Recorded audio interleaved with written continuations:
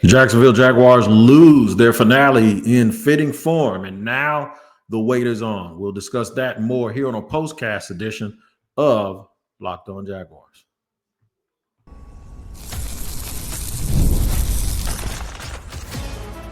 You are Locked On Jaguars, your daily Jacksonville Jaguars podcast. Part of the Locked On Podcast Network, your team every day.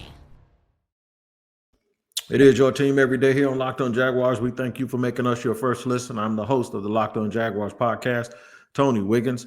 And in fitting fashion, the Jacksonville Jaguars lose today to the Indianapolis Colts. We'll talk about that in a finale of a season that everybody really wanted to be over.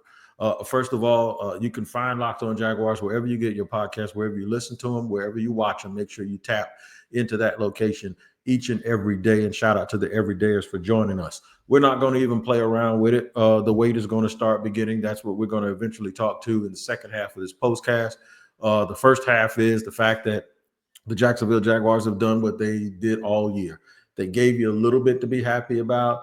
The kicker, Brian Thomas Jr., a couple of players on defense. Trayvon Walker did get to 10.5 sacks for the season. That is 2 consecutive years with double-digit sacks. But nevertheless, they did a whole bunch that the Jaguars have done all year too, and that is lose a close game. Today in fitting form in Indy, 26-23.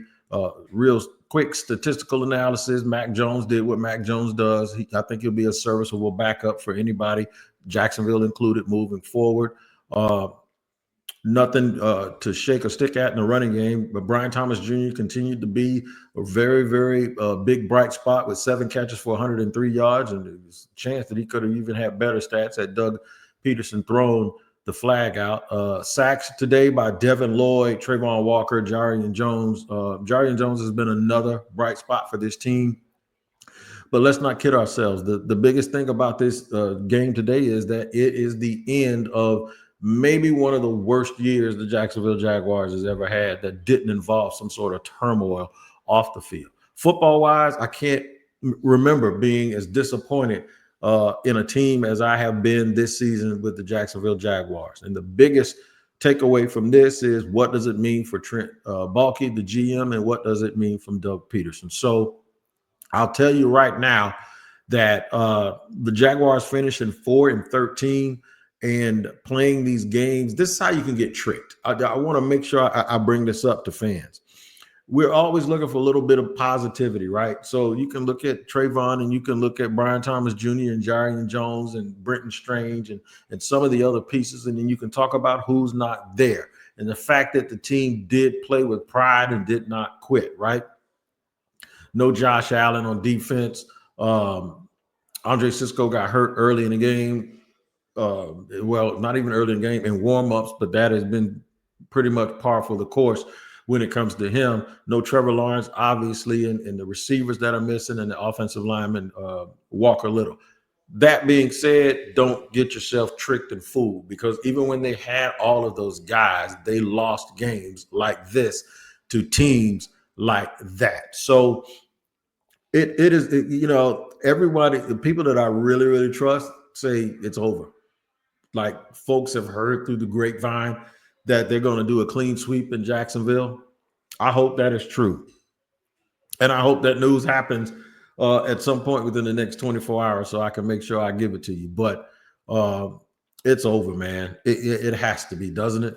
It's a foregone conclusion that Shad Khan is going to do something and do something big.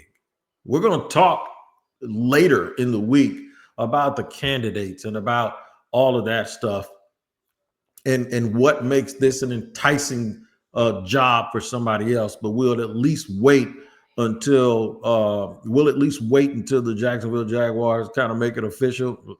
Like, I'm expecting it at any minute. It's just been bad. It's been a horrible, awful season for a team that the owner came out and said that was the best collection of talent that this team has ever had, the best roster he has ever had in Shad Khan. It's been from day one, man. This has just been something that we were hoping for. We gave him the benefit of the doubt, and now it became pretty clear at some point that it was going to be a whole bunch of the same nothing. And it's hard to really put your finger on what went wrong. And that's why I don't want Shad to try to decipher it and figure it out. I just wanted to make a change. Because trying to cherry pick this thing and trying to figure out exactly what the problem is requires, and I don't want to say this to be mean-spirited, but it's the truth. It requires a high skill level.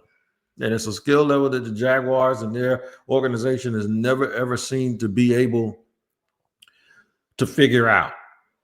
They've never seemed to be able to figure it out. That's just the truth. They just haven't. Now I'm asking them to do it again. I want them to start over. I just want them to start over. Everybody does.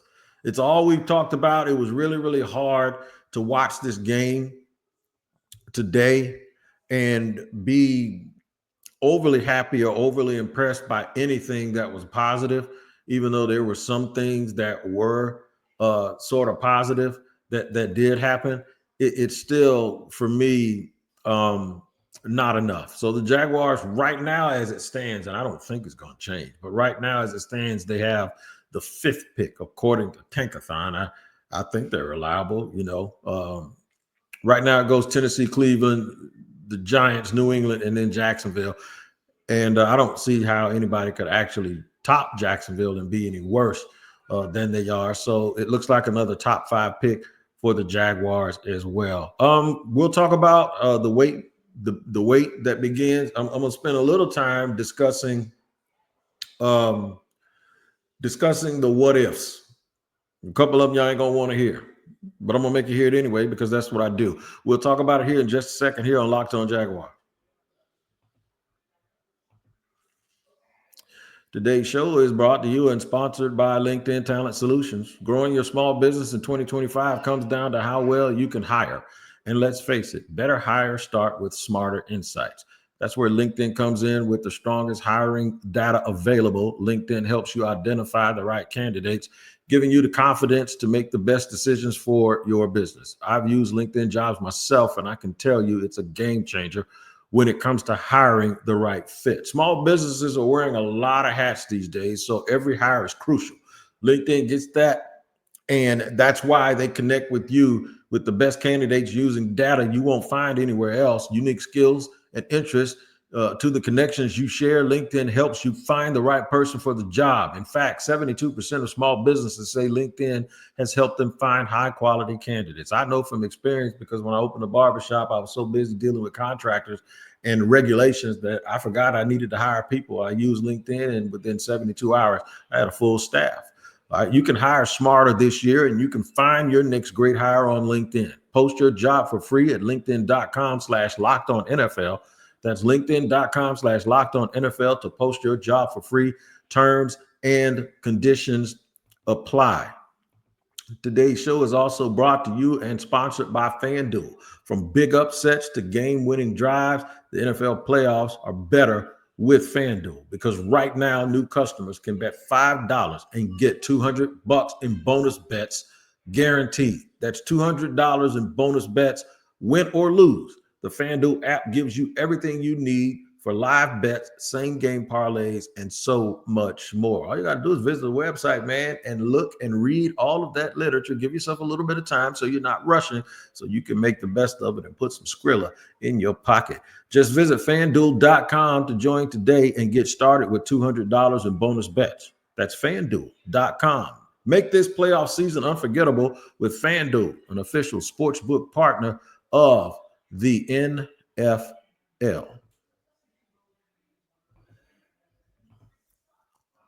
Rolling along and moving along here on a day of celebration that the misery is finally over.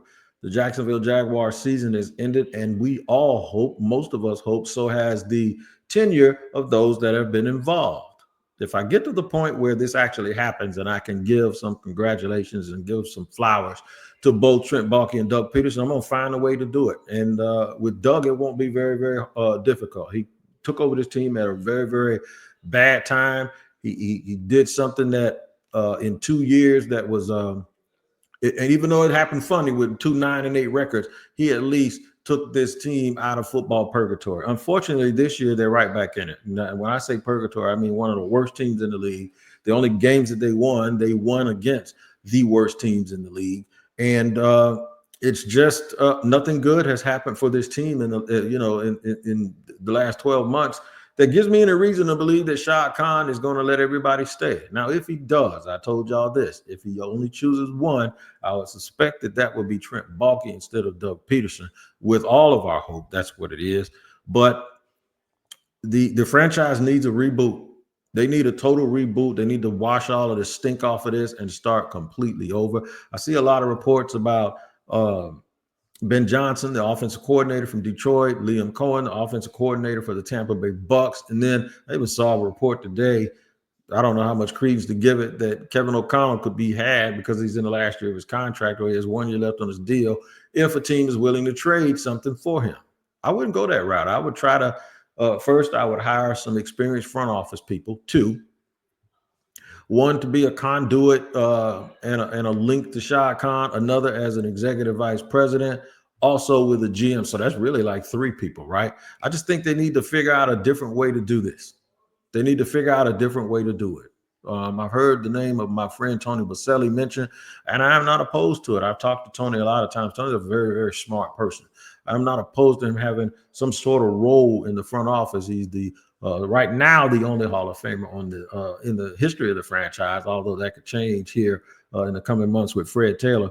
I do not mind that one bit. I think they need to get a real serious personnel man too, like an Ian Cunningham, or I've heard Ray Agnew's name mentioned, which I'm not opposed to also. But then I also like guys like Mike Bradway from Kansas City, guys that have been scouts, guys that know personnel, guys that understand it. You put a guy like that in place, and then if you want to get a director of college scouting, look no further than the Senior Bowl, man. Dude has a structure.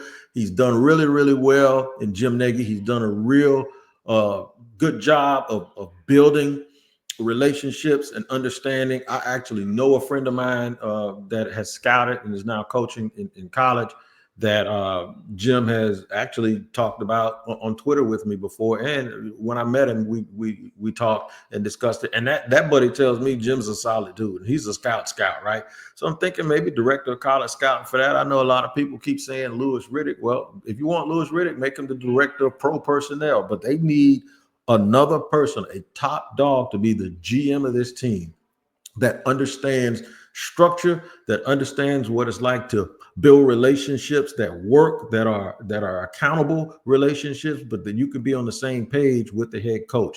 And then we can go into the head coach conversations, or go into the head coach's conversation first. And once you identify your guy, find out exactly what he needs and allow him to help you get it, so that they can work hand in hand. Gone are the days where the GM, in my opinion, is just like running the team like with an iron fist. I think some teams have to be coach-centric, and then the personnel people have to fit those teams. There's a lot to really discuss and a lot to think about when it comes. But now the wait just begins. All of us can sit back with bated breath and wait to see what kind of decisions are going to be made, if any are going to be made, which I fully expect because of the people that I trust.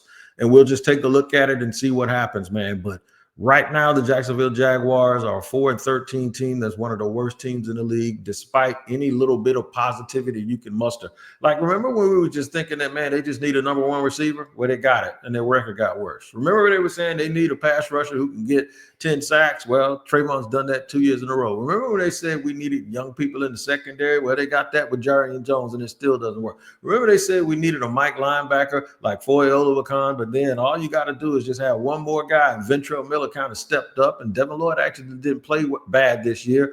That didn't work. And we needed to get younger and more beef and draft big SEC defensive linemen. Well, they've done that, and that didn't work. They need to draft and develop a left tackle. That didn't work. They still got bad records. They got a first-round pick at right tackle and a high second-round pick at left tackle, and their line still is just meh, right? They got 2 running backs that are very, very capable, that were very good college players, that have proved that they can also be very good NFL players.